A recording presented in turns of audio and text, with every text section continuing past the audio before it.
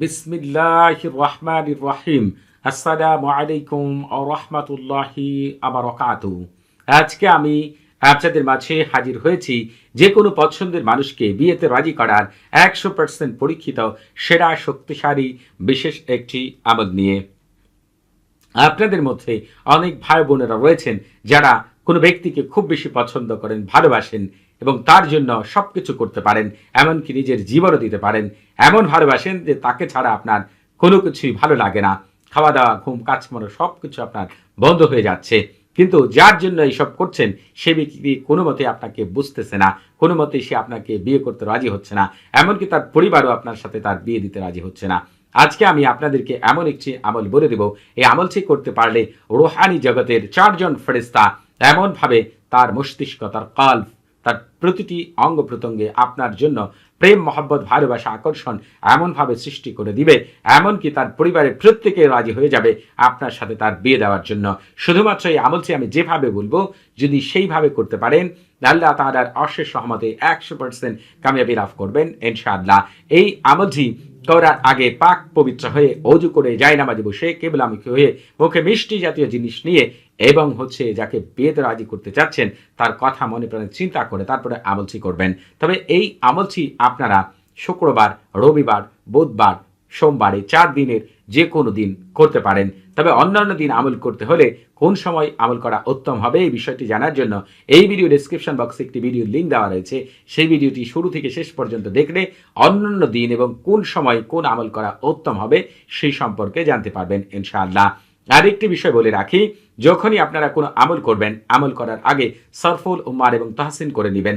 যখনই আপনারা সরফুল উম্মার এবং তাহসিন করে নেবেন তখন আপনাদের ঘরে বসবাসকারী জিন্দের রাজা মালিকুল উম্মার তারেশা ওই আমল শতভাগ কার্যকরী করার জন্য আপনাকে বিশেষভাবে সাহায্য সহযোগিতা করবে ইনশাআল্লাহ। সরফুল উম্মার এবং তাহসিনের লিঙ্কও এই ভিডিওর ডেসক্রিপশন বক্সে রয়েছে। এখন আমি আপনাদের মাঝে বর্ণনা করব কিভাবে আপনারা এই আমলটি করবেন। এই আমলটি করার জন্য আপনাদেরকে যেটি করতে হবে, এই যে তালসামটি দেখতে পাচ্ছেন এই তালসামটি এবং এখান থেকে শুরু করে এই পর্যন্ত যেভাবে দেওয়া আছে সেভাবে হুবহুব লিখতে হবে। বাজার থেকে 1 টুকরা সাদা কাপড় কিনে আনতে হবে, তবে একদমে কিনতে হবে, দামাদামি করা যাবে না। এই পর্যন্ত লিখার পরে এই জায়গার মধ্যে যাকে আপনি বিয়েতে রাজি করতে চাচ্ছেন তার নাম এবং তার মায়ের নাম লেখার চেষ্টা করবেন। যদি তার মায়ের নাম জানা থাকে তাহলে তার বাবার নাম লিখবেন, আর মা বাবা কারো নাম জানা না থাকলে শুধু তার নাম এবং বলবেন তা সে এবং তার পরিবার।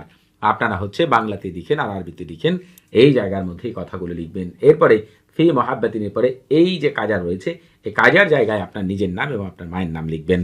এরপরে আপনারা যেটি করবেন, এইভাবে চমৎকারভাবে লিখার পরে আপনারা এর মধ্যে সামান্যতম সরিষার তেল অথবা সুগন্ধি তেল মাখবেন। তারপরে আপনারা এই যে কাপড়ের উপরে তলসাম লিখলেন এই কাপড়টিকে আগুনের মধ্যে পুড়িয়ে ফেলবেন। তবে যে আগুনে এটিকে পোড়াবেন ওই আগুন 1 ঘন্টা বা 30 মিনিট জ্বালিয়ে রাখবেন। আর ওই সময় সর্বোচ্চ প্রাধান্য দিয়ে আপনাকে যেটি বলতে হবে, বাংলাতে যদি বলেন তাহলে বলবেন, এখানে উপস্থিত রুহানি জগতের ফেরেশতাগণ আকৃষ্ট করুন, উত্তেজিত করুন, প্রেম মহব্বত দিয়ে ভরপুর করুন।